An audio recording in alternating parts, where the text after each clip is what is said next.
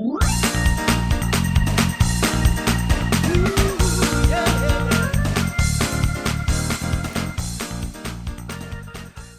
children of God, loved and saved by Jesus. This is Pastor Paul Steinberg, and this is the Christ for Disciples podcast. Come at you again today, taking 10 minutes so we get extra Christ into our life, so we can give extra Christ to our kids. Just want to make a little announcement that maybe you could tell from yesterday and today, my voice might not sound quite the same.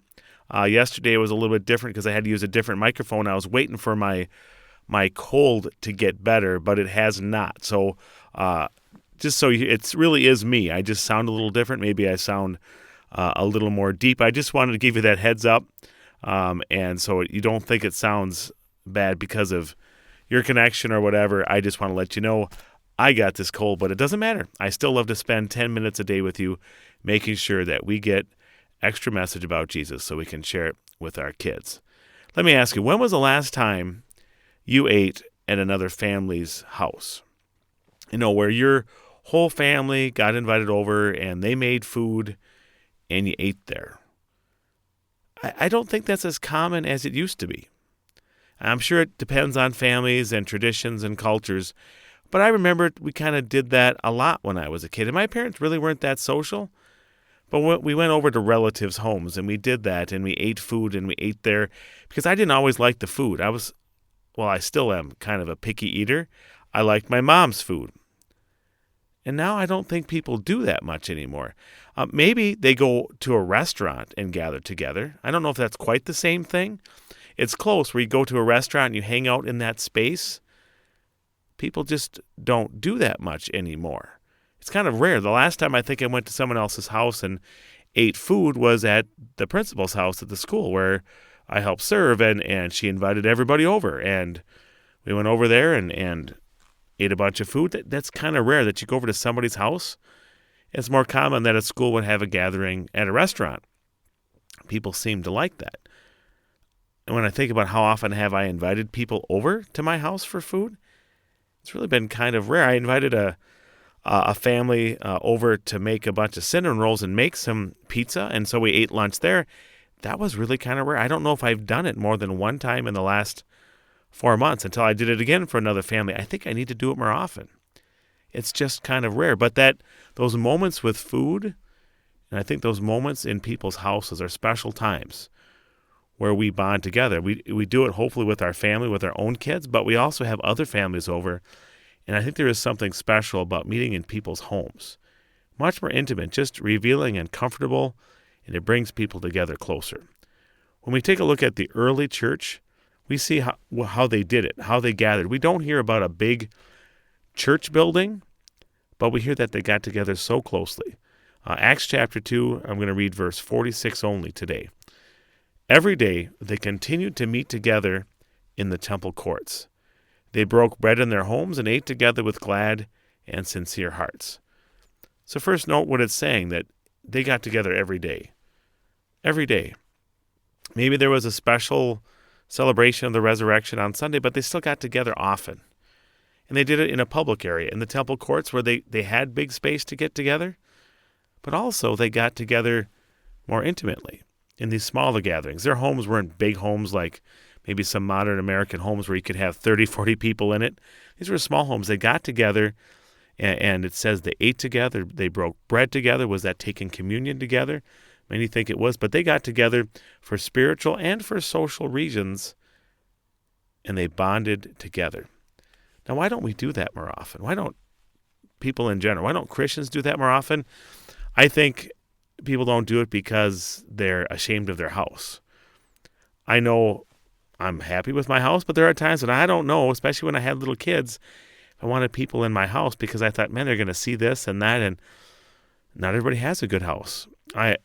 When I work with families, I offer to meet them at their house, whatever's most convenient. But where I serve, they don't, for the most part, want me over at their house. They'll say, "Oh, can we meet you at a school, at a restaurant, somewhere else?" They don't want me to come over. Maybe they're ashamed of where they live, or they're worried they think I'm going to look down on them. Or maybe there's somebody who lives there or close by that they don't think they're very proud of, that they don't want me to know about or find about or run into, maybe because that person doesn't like pastors or whatever it might be. I don't know.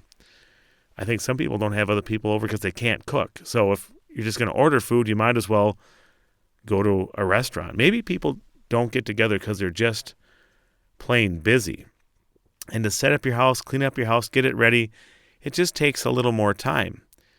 And of course, there is the marketing of restaurants that we're just told don't make food, go somewhere else and have food. I don't know what it is, but I think it's something as adults with kids, we can kind of claim and go back and realize that God invented food for a lot of reasons. It sure seems when it comes to spiritual bonding and discipling, food's in there. Getting together is in there. Getting together in homes is in there. God invented it all. And the early church, this isn't, prescribed for us, but it's described. They did a great job, and this is how they got together. We need to do that more. We need to train our kids and do it as adults.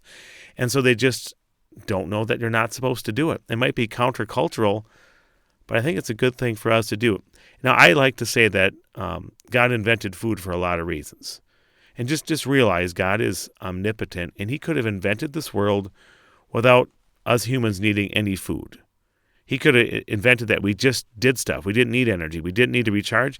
He could have invented it that we got recharged with energy from the sun. He didn't have to make us have to stop and eat, but he did.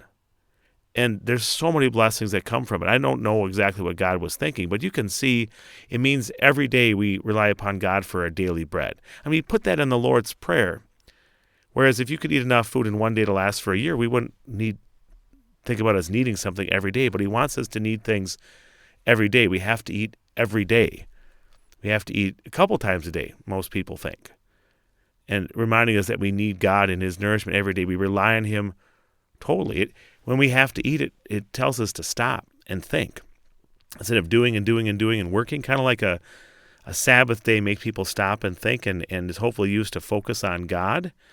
So stopping during the day to eat reminds us that we need to spend time with people. And it's natural. We get together, we eat with people, we face people. And when we do, people always talk.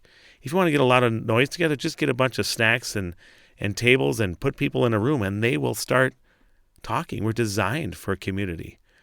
God invented that. And I think as adult disciples of kids, for us to take advantage of that, to make sure we eat with our kids, that when we do eat with our kids, we don't just eat on the side of them, but we actually eat with them, or we talk to them. We ask them questions, and as the adults, we can lead the discussion. I think the most powerful questions I ask my kids are things like, on a scale of 1 to 10, something like on a scale of 1 to 10, how good was your day today? On a scale of 1 to 10, how satisfied are you with how the basketball game went last night? Tell me why. Or I like to ask my kids about their highs and lows. Well, tell me a high, a good thing that happened today. Tell me a tough thing, a low that happened today. And then when they do tell me something, I love to say the phrase, can you tell me more about whatever they just said? I'm really interested. Can you tell me more about that? Can you tell me more about that? And with those questions, draw out our interest with our kids. Notice where they are. Give them a chance. Maybe they're not in the mood to talk a lot, but the more we show interest, the more they will. And the more that we can get little gospel hints and encouragements in our conversation without overwhelming them. I mean, Jesus was the ultimate of this, right? He was with his disciples, and they must have eaten together many times over those 3 years. We even hear that after his ministry, after he died and rose, when he was getting ready to ascend to heaven, he was there eating with his disciples. Right after his resurrection, he was there and he ate food with them. He did that with his disciples. We need to do that with ours. Now, he did it perfectly, and so for all the times we've fallen short and not taken advantage or not done it, God sees us as if we did, and he paid for all of our sins. And we even get extra blessings because God invented a meal for us to still eat with him, the Lord's Supper, Holy Communion.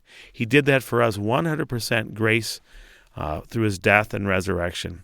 He has made us worthy to eat with him, and he promises that in eternity we will eat with him forever at the great banquet that he has prepared 100% for free. Any thoughts or questions, send them to pastorsteinberg@gmail.com. Thanks for taking 600 seconds so Christ doesn't take second in your life. The Lord bless you and keep you. The Lord make his face shine on you and be gracious to you. The Lord look on you with favor and give you peace. Amen.